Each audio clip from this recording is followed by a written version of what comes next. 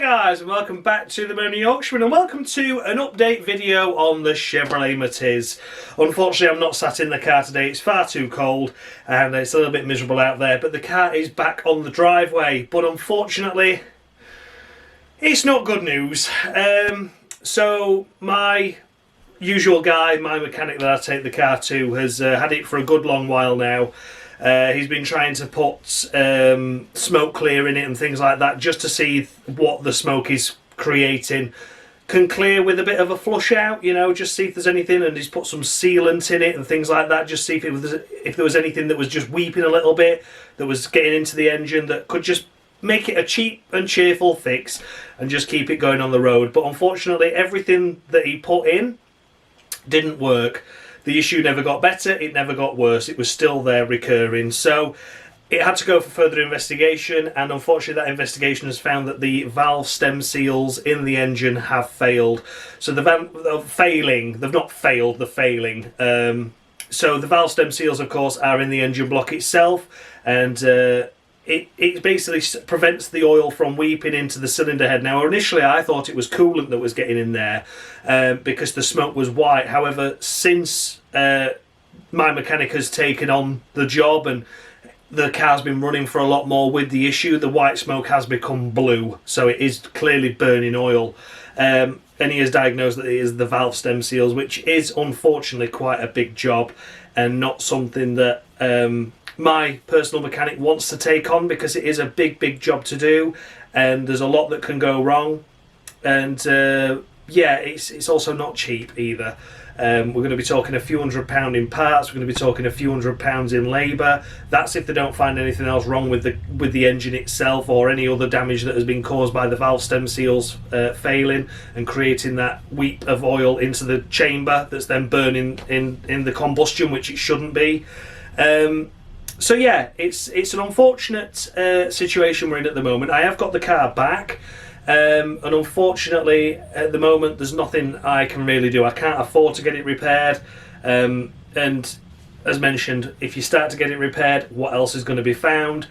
If it needs a new engine, then you're going to be looking at things like a new engine itself is actually quite reasonable. I can get one for £250 delivered for an engine that's done about 60,000 miles, which is considerably less than the car I've got. But then you don't know the service history of that engine, you don't even know if it works until you're in a stage where the new engine's fitted back in and it fires up. And then if it doesn't fire up, then you've got to get it all out again. And everyone just says, oh, we only return the money or based on the actual engine itself and not the labour associated with fitting it to a car to find it doesn't work. So there's a lot of things to contemplate at the moment, but basically it's going to be looking around £1,000 for either job, whether it will be an engine replacement and then obviously the labour on top, or whether it will be the engine that's in it taken out, repaired, bored out, skimmed, etc. We're looking at about £1,000 either way, and like I say, that's then if there's anything else found. If I'm going to be taking the engine out, then you've got to think, well, you may as well stick a new clutch in it while you're there. While the engine's out, you may as well get a new alternator on it, you may as well get new belts on it. So there's all that to consider as well. If you're going to take an engine out of a car, you don't want to be half-arsing it, and you don't want to be putting old parts just straight directly back in that could fail in a couple of weeks' time or a couple of months' time. So yeah, and obviously engines don't like being messed about with, wiring doesn't like being disturbed and things like that. Not that there's much on it on the Matiz, but there's certainly enough to cause issue. So yeah, at the moment the car is back. You'll be seeing B-roll footage as I'm talking, because I've got some B-roll while it's parked up outside, but it's not the weather to be showing you around it. But yeah, I mean, yeah, it's just a shame, isn't it? It's just a shame. I was hopeful there was going to be something like a head gasket or a coil pack that, you know, it's a few £100, but it's nothing ridiculous, you know, it's nothing that's unimaginable, and also you think, well, I can't get a car for that. But when you're going to start talking potentially up to £1,000, maybe even more, depending on how far I want to go with it, it makes you think. I haven't made a decision yet as to whether I'm going to get rid of the car or not, and I don't have to make that decision anytime soon because we have got space for it at the moment, because the RX-8 is tucked away in storage, so I don't need to worry about space on the driveway or space at the top of our road. We have got that available to us, so it can just sit there for now until I have a serious think about what I want to do with the car, whether I do want to continue with it going forward. It's not worth anything in terms of scrap value. I can't sell it on because it is a major issue that's wrong with it. And it's got so many memories in it that I don't want to lose. You know, I mean, I'm never going to lose those memories, but all those memories were made in that car. So it's difficult, isn't it? I always said I wanted to keep my first car. And then you get an issue like this. It's done 136,000 miles. It was never meant to do that. The car was never designed to do that amount of mileage. So yeah, it's a difficult one.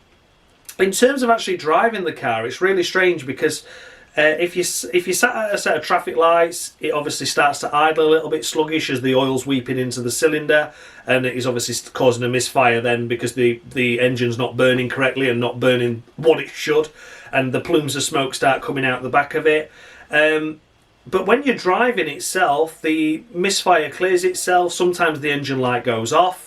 And it drives fine, there's hardly any smoke out the back of it, but once you crawl to a slow approach to like a set of traffic lights and then come to a halt, the misfire kicks back in again. We start getting the Belgian farts of the oil burning again, and it just causes that. So it's not suitable to drive. It's not going to imminently blow up or anything, but obviously it's not suitable or safe to drive with plumes of smoke coming out the back of it and a misfire that will only get worse the more you drive it. So yeah, that's where we are at the moment with it.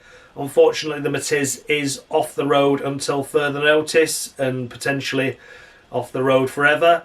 Like I say, I've not made that decision yet though. I will make that in the new year, and we'll have a think about what I want to do going forward. Do I really want to spend upwards of £1,000 plus on a job to be repaired? Which way would I want to go? Would I want to go for a different engine? Would I want to rebuild the one that's in there?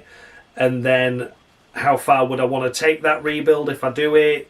Do I get the new auxiliaries on it and things like that? And there's a lot of expense in the extra bits then that you think, while the engine's out, I may as well. So then you could be talking of upwards of £1,500. Alternators aren't cheap, but again, while it's off and things like that. So yeah, and obviously the car is getting more and more difficult to find generic parts for anyway. I've had a lot of issues with wheel bearings, and it's got to the point where you can't get the hub carriers anymore that the wheel bearing sits in, and I've had to take a complete suspension unit off of a breaker in Stockton-on-Tees. I've had to get a whole complete unit off of Copart.